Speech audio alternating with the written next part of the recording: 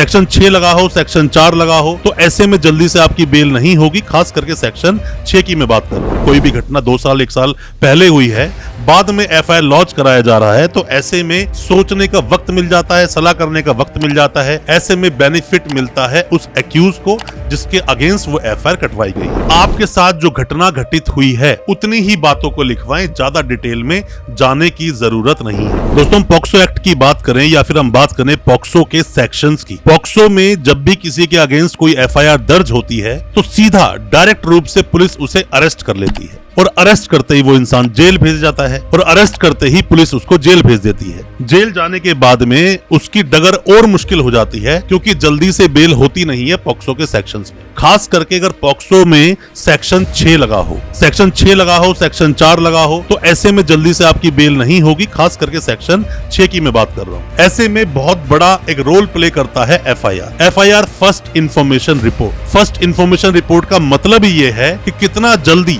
या जैसे ही घटना हुई उसकी कितनी जल्दी, कितनी देर के अंदर अंदर एफआईआर को लॉन्च करा दिया गया। अगर उसमें वक्त लगा है, मतलब कि मान लीजिए कि कोई भी घटना 2 साल 1 साल पहले हुई है, बाद में एफआईआर लॉन्च कराया जा रहा है, तो ऐसे में सोचने का वक्त मिल जाता है, सलाह करने का वक्त मिल जाता है। ऐसे में बेनिफिट मिलता है उस एक्यूज को जिसके अगेंस्ट वो एफआईआर कटवाई गई है। आज की अपने इस वीडियो के माध्यम से हम बात करेंगे कि एफआईआर की क्या महत्वपूर्ण रोल होता है। एफआईआर का कोई भी केस को आगे चलाने में, कन्विक्शन करवाने में या फिर बरी होने में क्या रोल है। एफआईआर पर बात करेंगे अपने इस वीडियो के माध्यम से कि पॉक्सो में एफआईआर कैसे करवाएं। ज्यादा कुछ जानने के लिए दोस्तों बने रहिए हमारे इस वीडियो के साथ। नमस्कार दोस्तों, फिर एक बार स्वागत करता हूं आप सभी का अपने इस यूट्यूब चैनल पर, जिसका नाम है फाइट फॉर ट्रू। मेरा नाम है वीरेंद्र वर्मा। दोस्तों, मैंने बहुत सारी वीडियोस बनाई है पॉक्सो पर, ज्यादातर सेक्शंस को कवर किया है। हमारे चैनल पर वो वीडियोस देखोगे तो पॉक्सो के बारे में सब कुछ जान पाओगे, बेल के प्रोविजंस जान पाओगे, बेल कैसे लेंगे ये जान पाओगे, कैसे ट्रायल लड़ोगे आप वो भी जान पाओगे, सजा हो जाए तो उसके बाद कैसे हाई कोर्ट में अपील लगाओगे वो भी,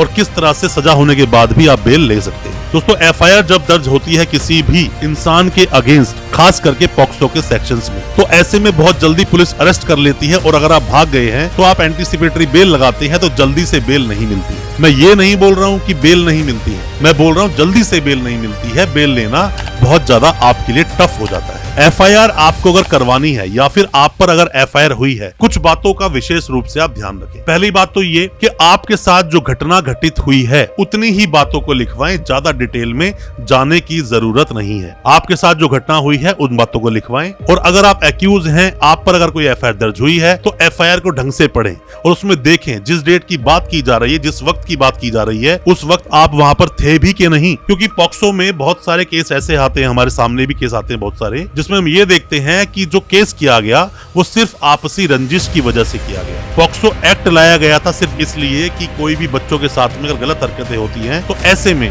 सामने वाले को सबक सिखाया जा सके। क्योंकि ये जो पॉक्सो जैसे जो मामले होते हैं, ये क्राइम अगेंस्ट किसी इंसान के नहीं होता, ये क्राइम अगेंस्ट सोसाइटी होता है। सोसाइटी में अच्छा सबक सिखाने के लिए, अच्छा मैसेज पहुंचाने के लिए ही इसमें, अगर मान लीजिए बेल किसी को आसानी से दे दी गई या किसी को आसानी से बरी कर दिया गया, तो भी मैसेज गलत जाता है कि इतने हीनियस अपराध में भी जल्दी से किसी को बेल मिल गई या कोई बरी हो गया। और अगर सजा दे दी जाती है तो भी मैसेज जाता है कि अगर ऐसा कोई अपराध कोई भी करेगा तो इसकी सजा बहुत ज्यादा कठोर है, आपको बहुत समय तक जेल में रहना पड़ेगा, सजा होगी, फांसी तक का भी प्रावधान है, आप ये भी समझ लीजिए। दोस्तों, आप में से कोई भी नए वकील साहब है, कोई भी लॉ स्टूडेंट है, कोई भी पहली बार इस वीडियो को देख रहा है, या फिर आप पर कोई भी केस हुआ है पॉक्सो का, ये वीडियो बहुत काम का है आपके लिए। वीडियो को पूरा देखें। कोई भी किसी भी तरह की सजेशन लेना चाहते हैं, सलाह लेना चाहते हैं, दिए गए नंबर पे व्हाट्सएप करें।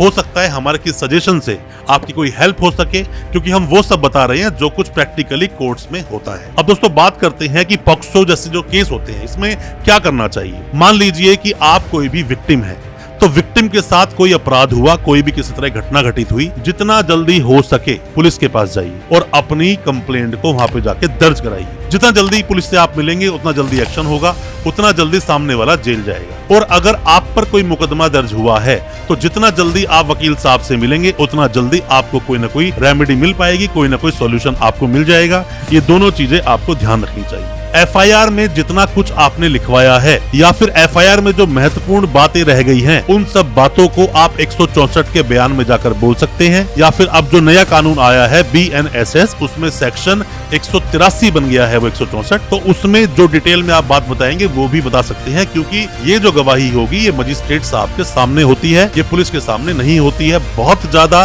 काम की ये गवाही है, इसमें अच्छे से बताएंगे, सामने वाले की जल्दी से बेल नहीं होगी। और अगर आप कोई भी एक्यूज हैं तो एफआईआर को मैच करें 164 के बयान से या फिर 183 के बयान से, दोनों को मैच करके अपने केस को आगे बढ़ाएंगे तो ही आपको बेल मिलेगी दोस्तों। फिर चाहे एंटीसिपेटरी बेल लेने जा रहे हो, फिर चाहे आप रेगुलर बेल लेने जा रहे हो। दोस्तों एफआईआर की बहुत ज्यादा महत्वपूर्ण भूमिका होती है। यहाँ पर देखा जाता है कि जो एफआईआर लिखवाई गई, क्या वो घर से लिख कर लेकर गए थे घर वाले उसके, जो कंप्लेंट जाकर दी गई, या फिर पुलिस स्टेशन में बैठकर उन्होंने बोला और पुलिस वाले ने लिखा, या फिर कहीं वो किसी वकील साहब ने टाइप करके वो कंप्लेंट तो नहीं दे दी है उस विक्टिम को। ये सब चीजें अलग अलग तरह से आपके केस को प्रेजेंट करती हैं और 164 के बयान को भी ढंग से पढ़ना पड़ता है। एफआईआर बहुत ज्यादा महत्वपूर्ण रोल प्ले करती है, खास करके पॉक्सो के केसेस में। तो एफआईआर कटवाएं या फिर आप पर एफआईआर कोई कटी है तो उसको बहुत अच्छे से एक बार नहीं बार बार 5-7 बार आपके वकील साहब को पढ़ना चाहिए, तभी उसके फैक्ट सामने आते हैं, तभी उस एफआईआर को डिटेल में कोई भी वकील साहब पढ़ पाते हैं। दोस्तों कोई भी किसी तरह की जानकारी आप लेना चाहते हैं, दिए गए नंबर पर व्हाट्सएप करें, आपकी हेल्प जरूर करेंगे। और दोस्तों अच्छा लगा आज का वीडियो, चैनल को सब्सक्राइब करना बिल्कुल ना भूलें, साथ में लगा बेल आइकन जरूर दबा दें ताकि इसी तरह की लीगल अवेयरनेस की वीडियोस